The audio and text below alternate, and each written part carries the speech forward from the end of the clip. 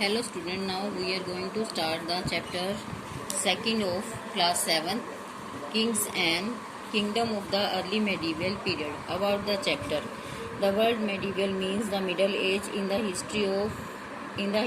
It refer to the period that lies between the ancient medieval period. The medieval period has further been divided into two parts: the early medieval 8th to 12th century and later from the 13th to 18th century AD.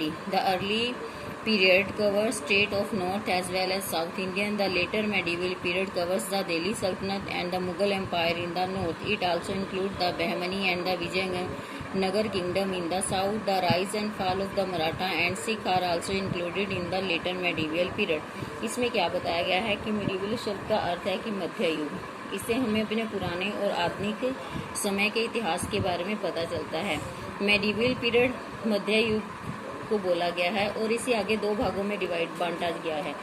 Early medieval period में 8वीं शताब्दी से लेकर जो है 12वीं शताब्दी तक का समय माना गया है।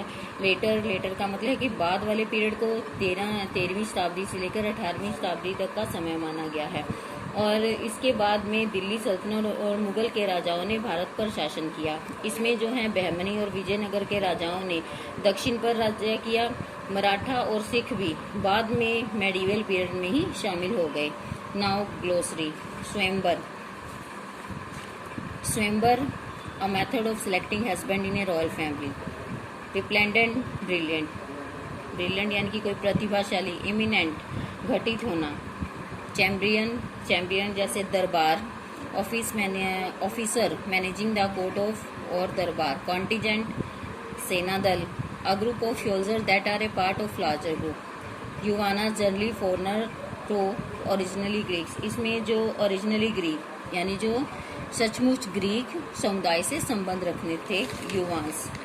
आगे देखिए new dynasty of north India.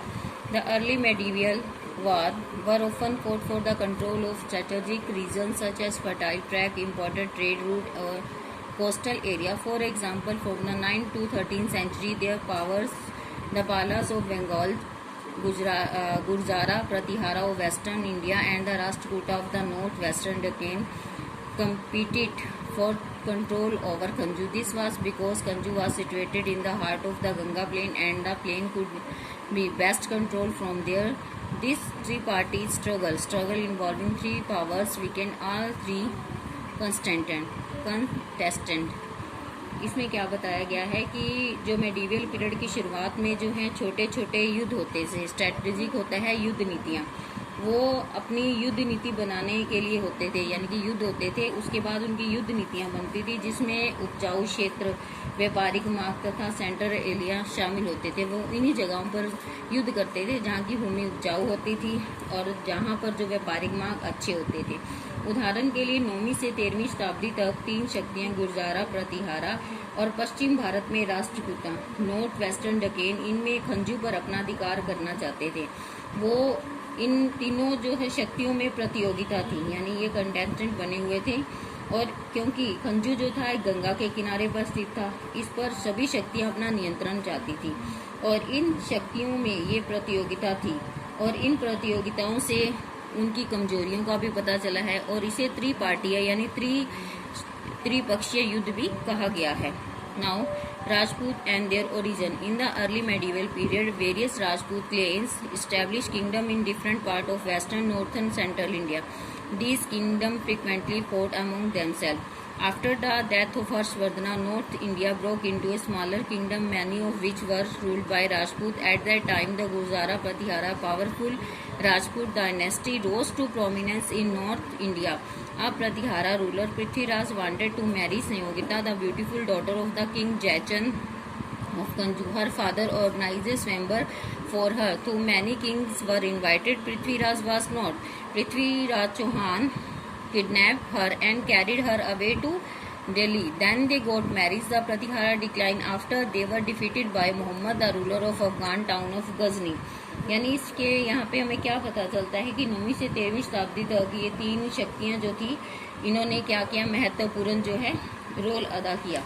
और इसमें जो है अर्ली मेडिवल पीरियड में आगे जो है राजपूतों ने जो है अपने शासन स्थापित किया और ये जो राजा थे आपस में क्या करते रहते थे, आपस में लड़ते झगड़ते रहते थे। हर्षवर्धन की मृत्यु के बाद जो है उत्तरी भारत जो अनेक छोटे छोटे राज्यों में बंट गया और उसके बाद कई राजपूत राजाओं ने भारत पर शासन किया। इस समय गुर्जारा और प्रतिहारा एक शक्ति के रूप में उभर कर सामने आए और उत्तर भारत में विशेष रूप से ये उभरे। पृथ्वीराज जो था,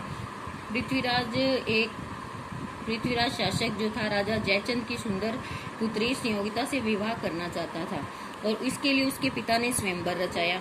उसने कई राजाओं को बुलाया लेकिन उसने पृथ्वीराज को नहीं बुलाया। इस कारण पृथ्वीराज ने क्या किया कि उसकी बेटी संयोगिता का अपहरण करके उसे अपने साथ दिल्ली ले गया और वहां उसने उसके साथ शादी कर ली और उसके बाद जो है प्रतिहारों की शक्ति का पतन होना शुरू हो गया। इससे जो है उसके बाद जो है प्रतिहारा शासक जो है मोहम्मद से हार गए, जो कि अफगान टाउन का जो था शासक था 1018 में। Now new dynasty of peninsular India, जो नए राज्य थे प्रायद्वीपीय भारत के, like north Indian peninsular India too had several kingdom which constantly fought amongst themselves in the northwestern Deccan. The Rashtrakuta of Malkhed rose to prominence under the Danti Durga in the 8th century by overthrowing in the ruling Chalukya of Vapati. Chalukya of Vengi ruled the northeastern Deccan and the Palwas of Kanchipuram ruled the southeast Deccan and the kingdom of the Chola of Tanjavur, the Pandavas of Madurai and the Chera of Kerala by further south. इसमें क्या बताया है कि प्रायद्वीपीय भारत में जो थे बहुत सारे राज्यों जो थे आपस में लड़ते रहते थे और जो नॉर्थ वेस्ट में डक्कन में और इसी तरह से राष्ट्रकूटा मालखंड में जो है इनका उदय हुआ दांती दुर्गा का 8th सेंचुरी में। और उसके बाद जो है चालुक्यों का वेंगरी में उन्होंने कब शासन किया था, नॉर्थ ईस्टर्न पे।